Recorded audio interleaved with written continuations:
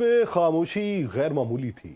لکڑی کے بینچز، بلند چھت اور سرد روشنیوں کے بیچ ایک شخص کھڑا تھا جسے دنیا اب ایک صدر کی بجائے ایک ملزم کے طور پہ دیکھ رہی۔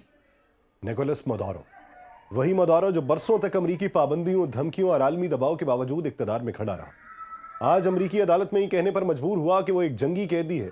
اس کی آواز میں نہ التجا تھی نہ معذرت، صرف ایک جملہ تھا جو کمرہ عدالت کی دیواروں سے ٹکرا کے واپس آ رہا تھا کہ میں بے گناہ ہوں، میں ایک باعزت انسان ہوں، میں صدر ہوں۔ یہ صرف ایک شخص کا بیان نہیں تھا، یہ ایک ریاست کا موقف تھا، ایک نظام کا احتجاج اور ایک پوری تاریخ کا خلاصہ۔ کیونکہ جب کوئی صدر یہ کہتا ہے کہ وہ جنگی قیدی ہے تو اس کا مطلب یہ ہوتا ہے کہ وہ خود کو ایک عدالتی نظام کا حصہ نہیں بلکہ ایک جنگ کا فریق سمجھ رہا ہے۔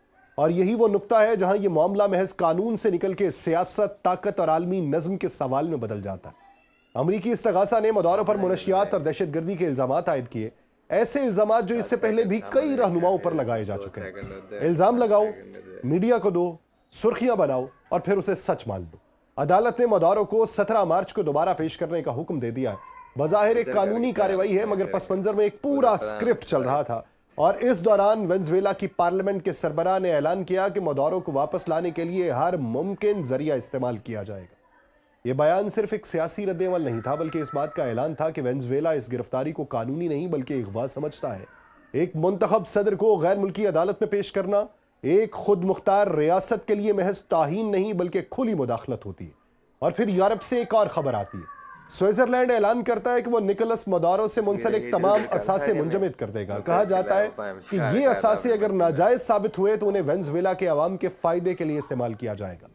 یہ جملہ سننے میں بڑا خوشنما لگتا ہے مگر تاریخ جاننے والا جانتا ہے کہ یہ الفاظ کتنی بار بولے گئے اور ان کا انجام کیا ہوا۔ آپ سب پر سلامتی ہو، میں یاسر رشید ہوں اور آپ دیکھ رہے ہیں سو نیوز۔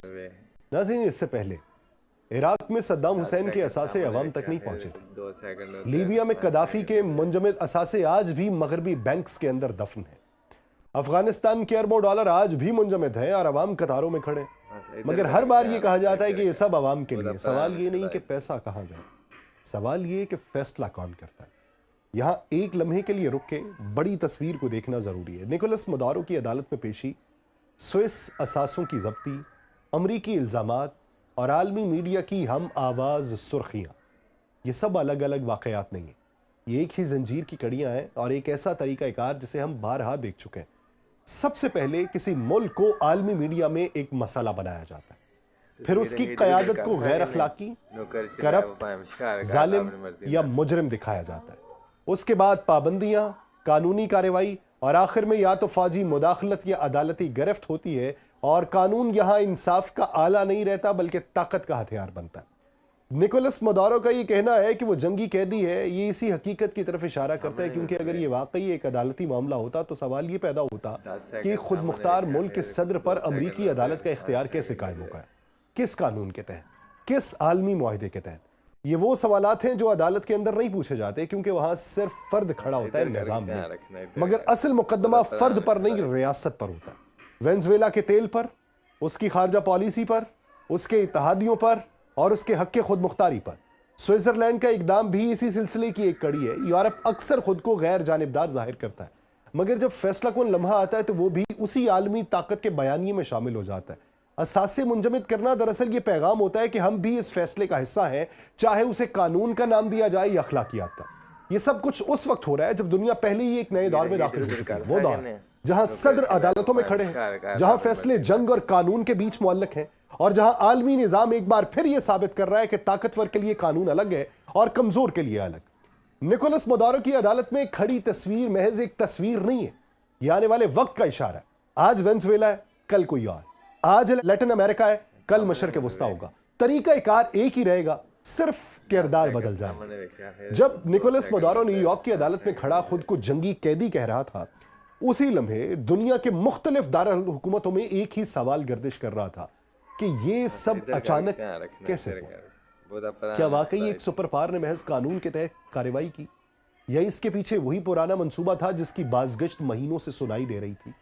یہاں سے کہانی ایک نئے موڑ پہ داخل ہوتی ہے، وہ موڑ جس کا ذکر سرکاری بیانات میں نہیں بلکہ بند کمروں کی گفتگو میں ہوتا ہے۔ اطلاعات کے مطابق چین، जो वेनेजुएला का इत्तेहादी है, इस कार्रवाई से तकरीबन 1 माह पहले ही मदुरो को खबरदार कर चुका था कि कुछ बड़ा तैयार हो रहा है। ये कोई आम इंतबा नहीं था, ये एक वाज़ेह पैगाम था कि हालात मामूल के मुताबिक नहीं और आलमी ताकतें एक नया कदम उठाने जा रही हैं। कहा जाता है कि कार्रवाई से सिर्फ 4 घंटे पहले चीन की सिक्योरिटी से मुंसलिक हलकों ने एक बार फिर मदुरो को पैगाम पहुंचाया। बात सिर्फ खबरदार करने तक महदूद नहीं थी, बल्कि पेशकश भी की गई और कहा जाता है कि मदुरो की 4 घंटे पहले मुलाकात भी हुई और यह कहा गया कि हालात संगीन हो सकते हैं, बेहतर है कि एहतियाती रास्ता इख्तियार किया जाए, चीन सिक्योरिटी फराहम कर सकता है। मगर मदुरो ने इनकार कर दिया। उसका जवाब मुख्तसर मगर मानी खेज था कि ऐसा कुछ तो हो ही नहीं सकता। ये इनकार क्या जिद थी या ये उस यकीन का इजहार था जो बरसों की मज़ाहमत, पाबंदियों और दबाव के बाद पैदा होता है। मदुरो शायद ये समझ रहा था कि आलमी निज़ाम इतना आगे नहीं जाएगा। शायद उसे ये यकीन था कि ये सब धमकियां हैं, नफ्सियाती जंग है, अमली कदम नहीं उठाया जाएगा। मगर फिर वही हुआ जो तारीख में बारहा हो चुका और फिर जो हुआ वो दुनिया ने अपनी आंखों से देखा। यहां से बयानिया तेजी से बदलता है। वेनेजुएला अब सिर्फ एक मुल्क नहीं रहता, एक मिसाल बनता है, एक इशारा, एक वार्निंग। ये पैगाम सिर्फ काराकस के लिए नहीं है, ये पूरे लैटिन अमेरिका के लिए। और यही वजह है कि इसके असरात चंद घंटों में सरहदें उबूर कर गए। सबसे पहला शदीद रद्द-ए-अमल कोलंबिया से आया। कोलंबिया के सदर गुस्तावो पेट्रो ने, जिन्होंने माजी में हथियार उठाने से तौबा कर रखी थी, अचानक एक गैर मामूली ऐलान कर दिया। वो कहते हैं कि मैंने हथियारों को हाथ न लगाने की कसम खाई थी, मगर अगर वतन को खतरा हुआ तो मैं एक बार फिर हथियार उठाने को तैयार हूं। और ये बयान मामूली नहीं है, ये किसी जलसे की जज्बाती तकरीर भी नहीं थी। ये एक सरबराह ममलिकत का बाज़ाब्ता ऐलान है, वो भी ऐसे वक्त में जब अमेरिका खुलेआम वेनेजुएला में फौजी कार्रवाई कर चुका है। और पेट्रो ने वाज़ेह किया है कि अमेरिकी सदर डोनाल्ड ट्रंप की धमकियों के सामने वो खामोश नहीं रहेगा। याद रहे कि ट्रंप ने कोलंबियन सदर के लिए निहायत तौहीन आमेज जुबान इस्तेमाल की थी। उन्हें बीमार आदमी कहा, उन्हें खबरदार किया कि वो अपनी खैर मनाएं। और ये वो जुबान है जो सिफारतकारी में कम और ताकत के मुजाहरे में ज्यादा इस्तेमाल होती है। और यही जुबान कोलंबिया के सदर को इस नहज पर लाई है कि वो हथियार उठाने की बात करने लगे। पेट्रो ने एक और अहम बात की। पेट्रो ने यह कहा कि कोलंबिया की इंसदादे मुनशियात पॉलिसी मजबूत है, मगर फौजी ताकत के इस्तेमाल की भी एक हद होती है। ये दरअसल अमेरिका के उस बयानी को चैलेंज था जिसमें हर मसले का हल ताकत, धमकी और मुदाखलत को समझा जाता है। यहाँ एक लम्हे के लिए रुक के इस पूरे मंजरनामे को अगर आप देखें, एक तरफ वेनेजुएला का सदर आपको अमेरिकी अदालत में खड़ा दिखाई देगा, दूसरी तरफ खित्ते का एक और सदर कह रहे हैं कि अगर यही रविश रही तो वो खुद हथियार उठाने पर मजबूर हो जाएगा। ये सिर्फ रद्द अमल नहीं, ये खौफ का फैलाव है। वो खौफ जो ताकत के बेलगाम इस्तेमाल से जन्म लेता है। और फिर लैटिन अमेरिका से बाहर एक और आवाज उभरती है, हवाना क्यूबा की। वहां से एक जुमला दुनिया के मीडिया में गर्दिश करने लगता है कि वेनेजुएला के लिए हम अपना खून भी देने को तैयार हैं। ये जुमला सिर्फ जज्बाती नहीं था, ये उस तारीखी रिश्ते की याद दहानी है जो क्यूबा और वेनेजुएला के दरमियान कायम है। एक मुश्तरका मज़ाहमती तारीख, एक मुश्तरका साम्राज्य मुखालिफ सोच। यहां से कहानी एक बार फिर वसी होती है। अब सवाल सिर्फ ये नहीं रहता कि मदुरो के साथ क्या हुआ है, असल सवाल ये है कि अब आगे क्या होगा। क्या ये कार्रवाई एक मिसाल बनेगी? क्या दूसरे ममालिक के सरबराहान भी इसी अंजाम से दो चार होंगे? क्या चीन और रूस महज बयानात तक महदूद रहेंगे या वो भी अपने मफादात के तहफ़्फ़ुज़ के लिए कोई नया रास्ता इख्तियार करेंगे? चीन के पेशगी, वार्निंग और फिर अमली कार्रवाई के बावजूद उसका रुक ना पाना एक और सवाल को जन्म देता है। क्या आलमी निज़ाम अब इस मकाम पर पहुंच चुका है जहां इत्तेहादी भी एक हद से आगे किसी को बचा नहीं सकते, या ये सब एक बड़े खेल का हिस्सा है जहां हर खिलाड़ी अपनी बसात बचा रहा है? ये तमाम वाक़यात एक दूसरे से जुड़े हुए हैं। मदुरो की गिरफ्तारी, चीन की खामोश वार्निंग, कोलंबिया के सदर का हथियार उठाने का ऐलान, क्यूबा की ललकार और ट्रंप की धमकियां, ये सब मिलके एक तस्वीर बना रहे हैं, एक ऐसी दुनिया की तस्वीर जहां कानून पीछे है और ताकत आगे सफ में खड़ी है। यहां से अगला मरहला शुरू होता है, वो मरहला जहां सवाल सिर्फ ये नहीं होता कि किसने क्या किया, बल्कि ये होता है कि दुनिया इस रास्ते पर कहां जा रही। क्या ये सब एक नई सर्द जंग का आगाज है या उससे भी एक ऐसे दौर की शुरुआत है जहां रियासतें अदालतों में नहीं, ताकत के तवाजुन में फैसला करेंगी? और ये तसलसल इस नुक्ते पे आकर ठहरता है कि वेनेजुएला अब एक मुल्क नहीं रहा, वो एक अलामत है। और जब कोई मुल्क अलामत बन जाए तो उसके असरात सरहदों तक महदूद नहीं रहते, वो पूरे खित्ते को, फिर पूरी दुनिया को अपनी लपेट में लेते हैं।